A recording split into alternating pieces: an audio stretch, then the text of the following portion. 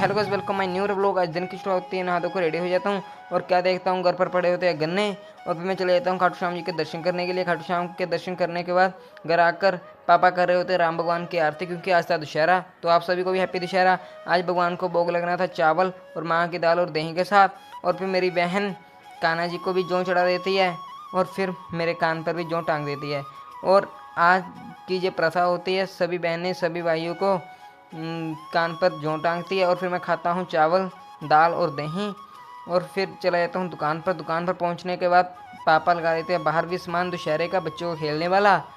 तो फिर पापा मुझे काम दे देते हैं ये नोट खोलने का हारों से, और मैं खोल देता हूँ।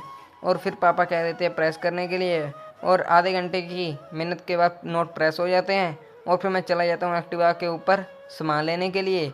और आज थोड़ा खाने पीने का सामान लेना था बाज़ार से, और फिर खाने पीने का दुकान से सामान लेने के बाद पहुंच जाता हूं दशहरा ग्राउंड में। और राम भगवान को जौ टांगने के बाद रावण को देखने के बाद चला जाता हूं सीधा गाय को रोटी डालने। गाय को रोटी डालने के बाद जैसे दुकान पर आता हूं और आ जाती है जाकी जो जा रहे थे दशहरा ग्राउंड में। और फिर आ जाती है हनुमान जी की सेना। हनुमान जी की सेना भी दशहरा ग्राउंड में जा रहे थे।